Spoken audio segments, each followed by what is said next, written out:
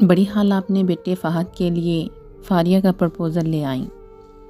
سب بھی حیران تھے اور امی ذرا پریشان تھیں۔ ابھی تو وہ پڑھ رہی ہے۔ ہاں تو ہمیں کوئی ایسی جلدی نہیں، وہ اپنی تعلیم مکمل کر لے پھر شادی کریں گے۔ خالہ جان چائے پیتے ہوئے اطمینان سے بولی۔ فہد کی جاب لگ گئی ہے، کوئی ایسی خاص ذمہ داری بھی نہیں۔ میں نے سوچا رشتہ طے کر دوں پھر شادی ہو جائے گی، 2-2.5 سال میں آرام سے، پھر گھر کی بچی ہے۔ ابھی سے کہہ دوں پھر کہیں دیر ہوگی اور فاریہ کی کہیں اور ہوگی تو میں کیا بڑھاپے میں گھر گھر جانگتی لڑکیاں دیکھتی پھروں گی؟ وہ اپنے محسوس انداز میں بولتے ہوئے گویا ہوئیں۔ لیجیے، ابو شگفتگی سے بولے، ہماری بیگم سے فقط 3 سال ہی تو بڑی ہیں، آپ اور ان کا تو اگلے 10 سال تک بڑھاپے میں قدم رکھنے کا کوئی ارادہ نہیں۔ ارے میاں، ہم تو ہو گئے ہیں بوڑھے۔ وہ گھٹنوں پر زور دیکھ کر اٹھیں۔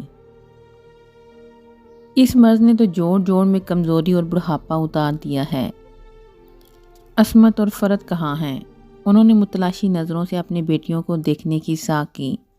نیچے گئی ہیں فاریہ کے ساتھ اماں اور وجیہہ سے ملنے۔ امی نے انہیں بتایا۔ اچھا، اب میں تو جاتے ہی مل لوں گی، بار بار سیڑھیاں چڑھنا اترنا نہیں ہوتا مجھ سے۔ وہ واش روم کی طرف بڑھ گئیں۔ سادگی کے ساتھ رشتہ طے ہو گیا، بغیر کسی دھوم دھڑکی اور فضول اخراجات کے۔ سب ہی خوش تھے سوائے فاریہ کے، بلکہ یہ کہنا چاہیے وہ نہ خوش نہیں بلکہ پریشان ضرور تھی۔ اب تم کیوں اپنی شکل پہ 12 بجائے بیٹھی ہو؟ وجیہہ نے تیز نظروں سے اسے گھورا۔ مجھے فہد کو سب کچھ بتا دینا چاہیے تھا۔ اس رشتے کے قائم ہونے سے پہلے ہر بات سے آگاہ کر دینا چاہیے تھا۔ فاریہ خود کلامی کے انداز میں بول رہی تھی۔ ہر بات ہر ایک کو بتانے کی نہیں ہوتی، خاص طور پر یہ رشتہ تو بہت نازک ہوتا ہے۔ وجیہہ نے سوچتی ہوئی نظروں سے اسے دیکھا اور بولنے لگی۔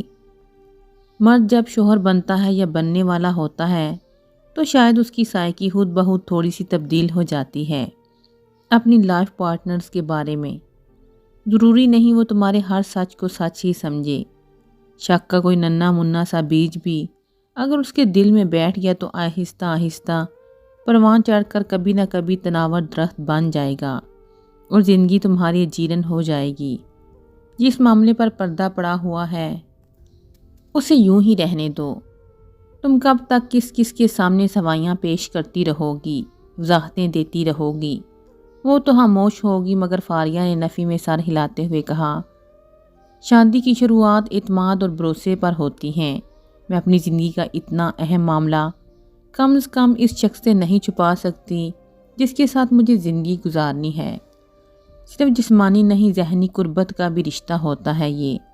میں کیسے اور کیوں کر اس سے اپنا ذہن، دماغ، دل، اپنے احساسات اور خیالات چھپا پاؤں گی؟ زخم بھر بھی جائیں گے، پھر بھی کبھی نہ کبھی ان کی اذیت تکلیف یاد آ ہی جاتی ہے۔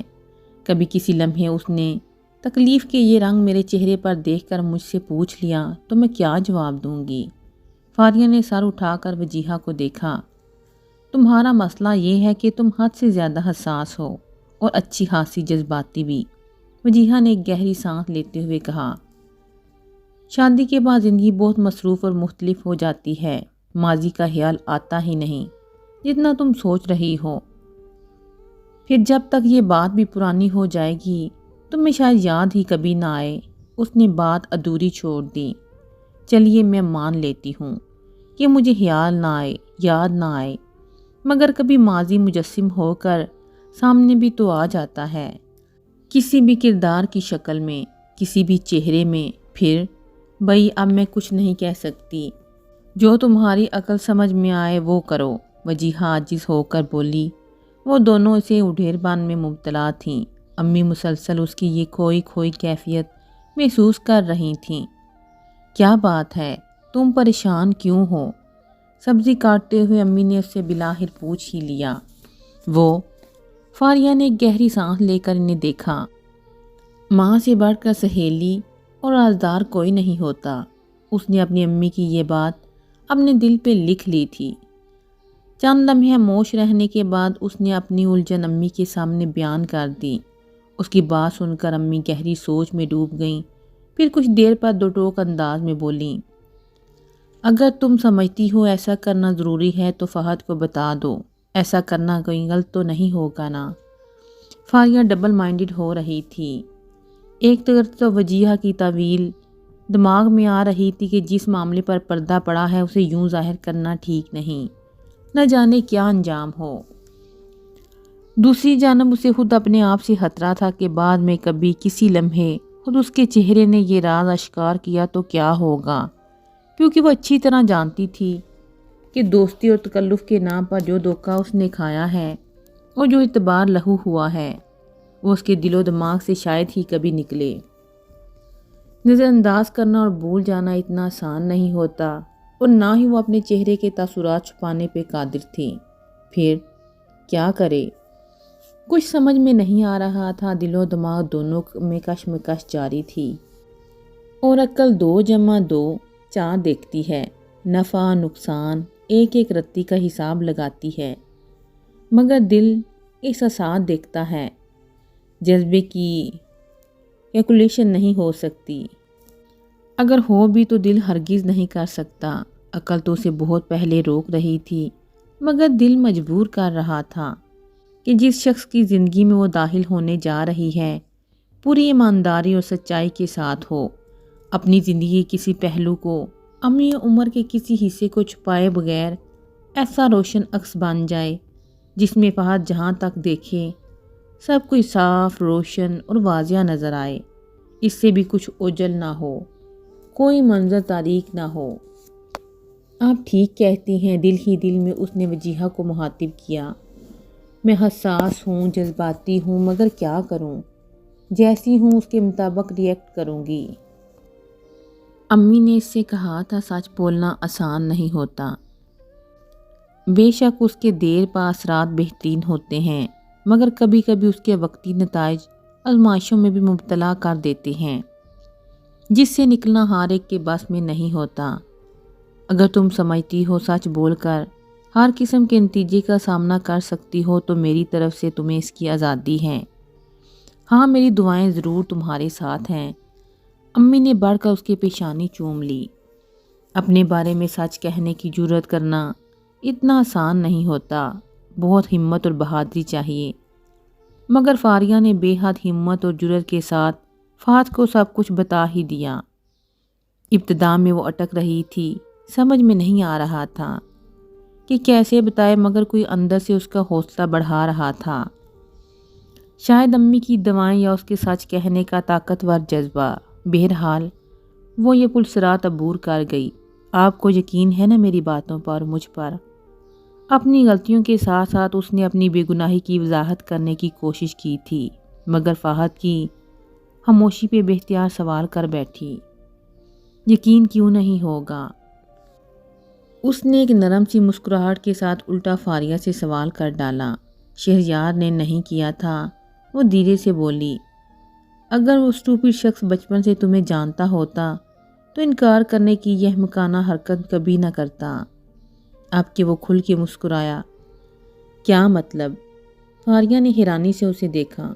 پاگل لڑکی، میں تمہیں بچپن سے جانتا ہوں، جب ہم سب نانی کے گھر جمع ہوتے تھے، ساتھ کھیلتے تھے، تم شروع سے ہی ایسی بیوقوف تھی، کسی کے 2 میٹھے بولوں کے پیچھے اپنی جان دے دینے والی۔ وہ ہنسا، تمہیں شاید یاد نہ ہو مگر مجھے اور فرحت آپی کو اچھی طرح یاد ہے، ہم سب کھیل ہی کھیل میں کبھی تمہیں مس بنا دیتے، کبھی بوا، کبھی بڑی آپا، تم خوشی خوشی اپنی چیزیں، اپنے کھلونے بڑے فراغ دلی کے ساتھ ہمیں بانٹ دیا کرتی تھی۔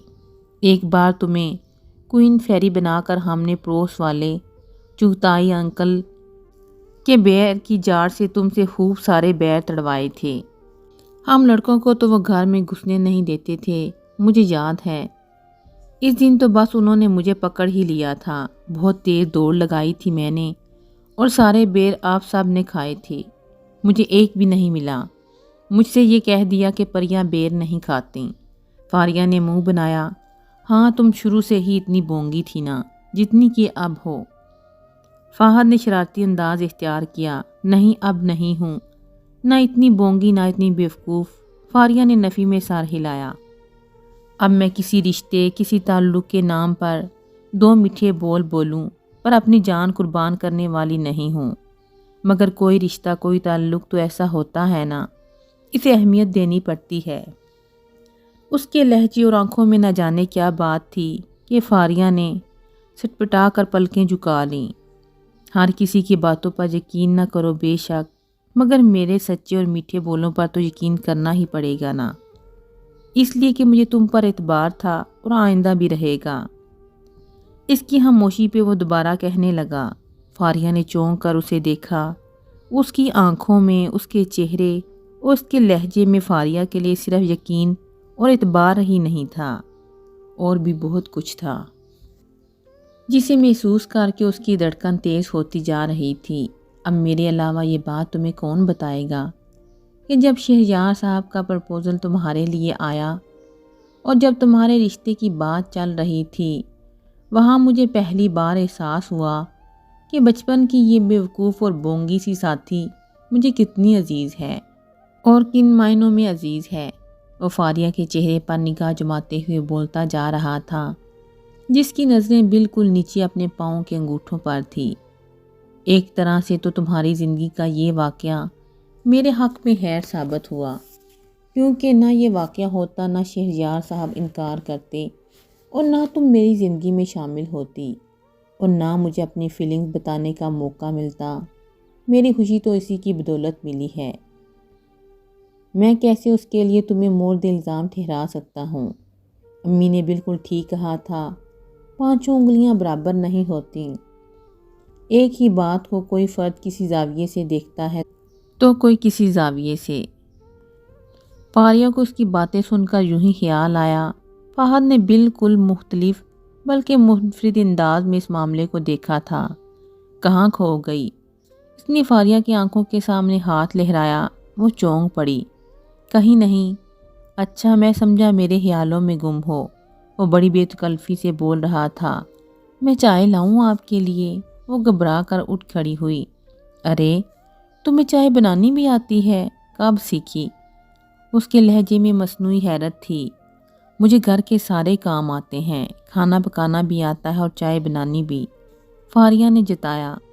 بہت اچھی بات ہے، ہمارے گھر آؤ تو سب کچھ سیکھ کر آنا، یہ نہ ہو پھر میری امی کو سب کچھ سکھانا پڑے۔ وہ مسلسل اسے تنگ کر رہا تھا۔ بات سنو، فاریہ کے جاننے پر اس نے روکا۔ جی، آپ صرف اس رشتے کو سوچنا اور محسوس کرنا جو ہمارے درمیان ہے، پچھلی کوئی بات سوچ کر پریشان مت ہونا، ٹھیک ہے؟ فاریہ نے ایک نظر اسے دیکھا اور مسکرا دی۔ لوگ کہتے ہیں کہ زندگی پریوں کی کہانی نہیں ہوتی جو جادو کی چھڑی گھمائے اور سب کچھ ٹھیک ہو جائے، اچھا ہو جائے۔ فاریہ نے چائے کا پانی چولہے پر رکھا۔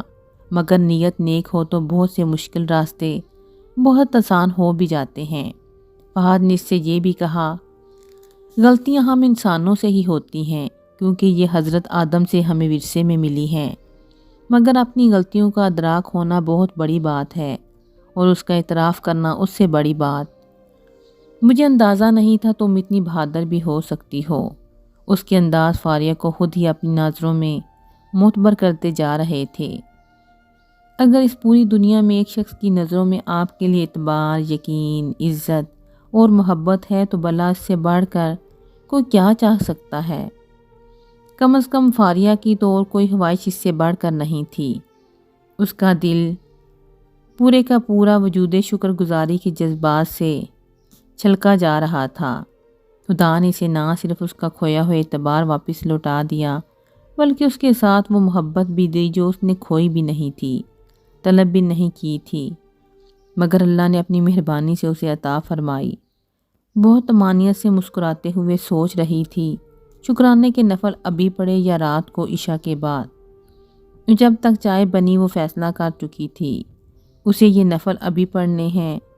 جب اللہ نے دینے میں دیر نہیں لگائی تو وہ شکر ادا کرنے میں کیوں دیر لگائے؟